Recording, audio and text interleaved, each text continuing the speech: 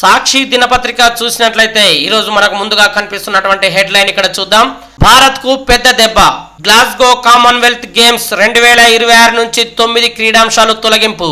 టపటప సెన్సెక్స్ 931 పాయింట్ల క్రాష్, నిఫ్టీకి 309 పాయింట్ల నష్టం.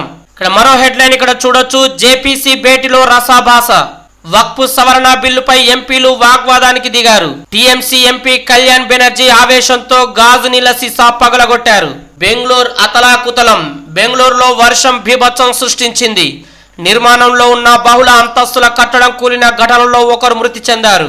కొనసాగుతున్న బెదిరింపులు, విమాన సర్వీసులకు బాంబు బెదిరింపులు ఆగట్లేదు. వారంలోనే 170కి పైగా విమాన సర్వీసులకు బెదిరింపులు వచ్చాయి.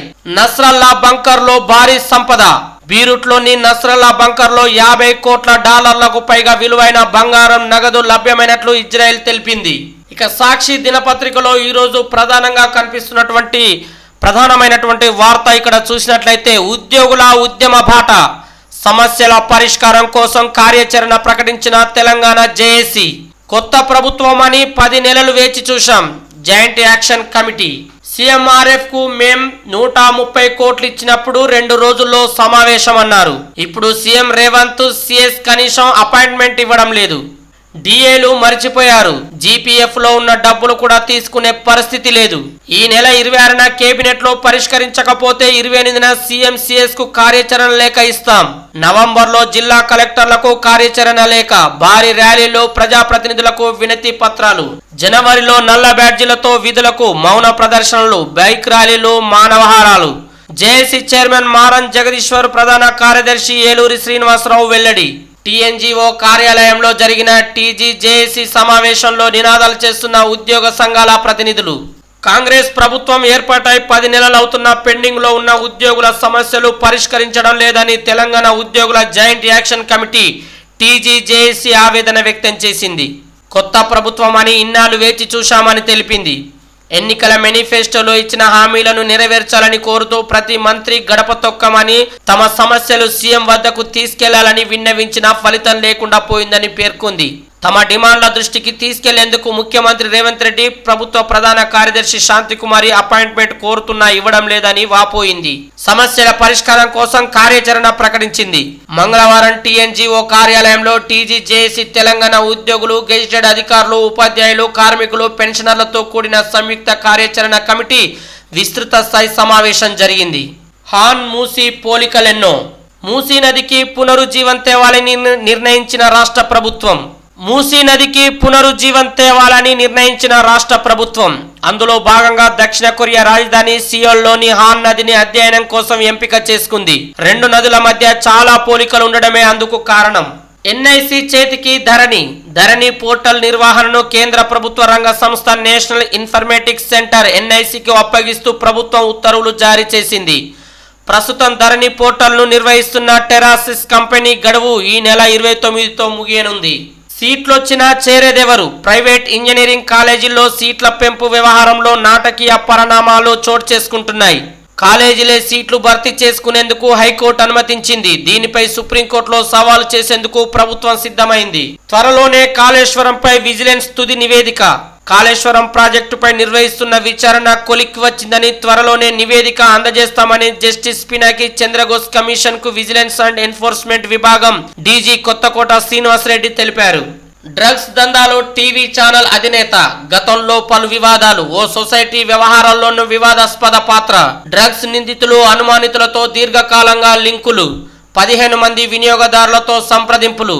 వీరి మధ్య 2500 ఫోన్ కాల్స్, 10ల సంఖ్యలో ఎస్ఎంఎస్లు, పోలీసులకు చిక్కిన ఆధారాలు, ఆయన వ్యవహారాలపై నిఘా.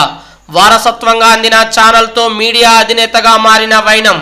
ఆయన మీడియా అధినేత, తండ్రి స్థాపించిన టీవీ ఛానల్ నిర్వహణ పగ్గాలు వారసత్వంగా పొందారు. గతంలోనే పలు వివాదాలు ఆయన్ను చుట్టుముట్టగా ఇటీవల ఓ సొసైటీ వ్యవహారంలోనూ ఆయన పాత్ర వివాదాస్పదమైంది. తాజాగా ఆయనకు సంబంధించిన మరో ఆందోళనకర విషయం వెలుగులోకి వచ్చింది. మాదక ద్రవ్యాల కేసులో నిందితులు, అనుమానితులతో సదర్ న్యూస్ ఛానల్ యజమానికి సంబంధాలున్నట్లు అనుమానాలు వ్యక్తమవుతున్నాయి. దాదాపు 15 మంది డ్రగ్స్ వినియోగదారులు, అనుమానితులతో ఆయన సంప్రదింపులు జరిపినట్లు పోలీసులకు ఆధారాలు లభించడంతో పటిష్ట నిఘా వేసి ఉంచారు.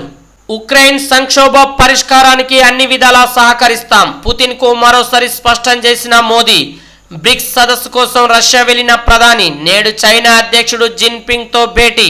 గత 3 నెలల్లోనే రష్యాలో ఇది నా రెండో పర్యటన. రష్యా భారత మైత్రి కాల పరీక్షకు నిలిచిన బంధం. రష్యా ఉక్రెయిన్ యుద్ధానికి తక్షణం శాంతియుత పరిష్కారం కనుగొనాల్సిన అవసరం ఉంది. ఈ దిశగా ఎలాంటి సాయమైనా చేసేందుకు భారత్ సదా సిద్ధమంటున్న ప్రధాని నరేంద్ర మోదీ. జార్ఖండ్ లో హోరాహోరీ. గిరిజన రాష్ట్రం జార్ఖండ్ లో అసెంబ్లీ ఎన్నికల పోరు పరాకాష్ఠకు చేరుతుంది. ఎలాగైనా అధికారాన్ని నిలబెట్టుకోవాలని అధికార జేఎంఎం కాంగ్రెస్ సంకీర్ణం ప్రయత్నిస్తోంది. ఆ కూటమిని ఎట్టి పరిస్థితులను ఓడించి జార్ఖండ్ లో కాషాయ జెండా ఎగరేసేందుకు బీజేపీ సర్వశక్తులు ఒడ్డుతుంది. ముఖ్యమంత్రి హేమంత్ సోరెన్ తో పాటు ఇతర నేతలు అవినీతినే ప్రధాన ఎజెండాగా మలుచుకొని ప్రజల్లోకి వెళ్తుంది.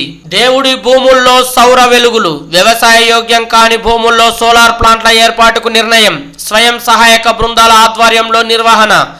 దేవాలయాలకు లీజు రూపంలో ఆదాయం. ప్రయోగాత్మక పరిశీలనకు 250 ఎకరాల భూమి గుర్తింపు. పిల్లలతో అనుబంధాలు తెగిపోతున్నాయి. నెలల తరబడి డ్యూటీలోనేనా అంటూ టీజీ పోలీస్ కుటుంబ సభ్యుల ఆందోళన. అవమానాలు చాలు, ఇకనైనా బతకనివ్వండి. ఎమ్మెల్సీ జీవన్ రెడ్డి సంచలన వ్యాఖ్యలు. ఈ రోజు మమ్మల్ని కాంగ్రెస్ పార్టీ చంపేసింది. ఎన్జీఓ పెట్టుకునేనైనా ప్రజలకు సేవ చేస్తా.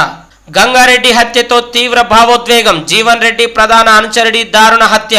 కటకటాల్లోకి నిర్మాత శివరామకృష్ణ.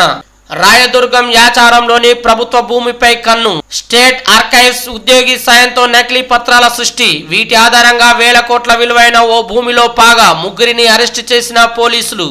నగర శివార్లోని ప్రభుత్వ భూములపై కన్నేసిన టాలీవుడ్ నిర్మాత రియాల్టర్ బూరుగుపల్లి శివరామకృష్ణ వాటిని కైవసం చేసుకోవడానికి పెద్ద కథే నడిపాడు. వేల కోట్ల ఖరీదైన వీటిని కైవసం చేసుకోవడానికి స్టేట్ ఆర్కైవ్స్ ఉద్యోగితో చేతులు కలిపాడు. ఇతడి సాయంతో నకిలీ పత్రాలను అసలైనవిగా చూపిస్తూ రాయదుర్గంలోని 83 ఎకరాల భూమిలో పాగా వేశాడు. అలాగే యాచారంలోని 10 ఎకరాల భూమిపై వివాదాలు సృష్టించాడు. సుప్రీంకోర్టు వరకు వెళ్లిన ఈ వ్యవహారంపై సిఎస్లో నమోదైన కేసు ఉస్మానియా యూనివర్సిటీ ఠాణాకు బదిలీ అయింది. దీనిపై దర్యాప్తు చేసిన ఓయూ పోలీసులు శివరామకృష్ణతో పాటు archives record assistant K Chandrashekar, realtor M లింగమయ్యలను అరెస్టు చేశారు. నిర్మాతగా ఉన్న శివరామకృష్ణ శ్రీ వెంకటేశ్వర ఎస్టేట్ సంస్థకు మేనేజింగ్ పార్ట్నర్ గా ఉన్నారు. ఈయన రాయదుర్గం పైగా విలేజ్ లోని సర్వే నెంబర్ 46లో ఉన్న 83 ఎకరాల ప్రభుత్వ భూమితో పాటు యాచారంలోనే మరో 10 ఎకరాల ప్రైవేట్ భూమిపై కన్నేశారు. తార్నాకలో ఉన్న స్టేట్ ఆర్కైవ్స్ లో ప్రభుత్వానికి నిజాం తదితరులకు చెందిన పురాతన పత్రాలతో పాటు కొందరు ప్రైవేట్ వ్యక్తులవి ఉంటాయి. వ్యవసాయ శాఖ సంచలన నిర్ణయం. హైదరాబాద్ వ్యవసాయ కమిషనరేట్ వద్ద ధర్నా ఉద్రిక్తత. ఏఈఓల విన్నపాన్ని వినకుండానే వెళ్లిపోయిన వ్యవసాయ శాఖ డైరెక్టర్. నేడు వందలాది మందితో కమిషనరేట్ ను ముట్టడిస్తామని ఏఈఓల హెచ్చరిక. మరోవైపు మూకుమ్మడి సెలవులో 2600 మంది. డిజిటల్ క్రాప్ సర్వేపై సహాయ నిరాకరణ చేస్తుండడం వల్లే సస్పెండ్ చేశారంటున్న ఏఈఓలు. రైతు బీమాలో రైతుల మరణాల వివరాల నమోదులో నిర్లక్ష్యమని ఉత్తర్వులో పేర్కొన్న వైనం. 165 మంది ఏఈఓల సస్పెన్షన్. హైదరాబాద్ లోని వ్యవసాయ కమిషనర్ కార్యాలయం ఎదుట ఆందోళన చేస్తున్న వ్యవసాయ విస్తరణ అధికారులు. ఇవి ఈరోజు సాక్షి దినపత్రికలో వచ్చినటువంటి ప్రధానమైన వార్తలు.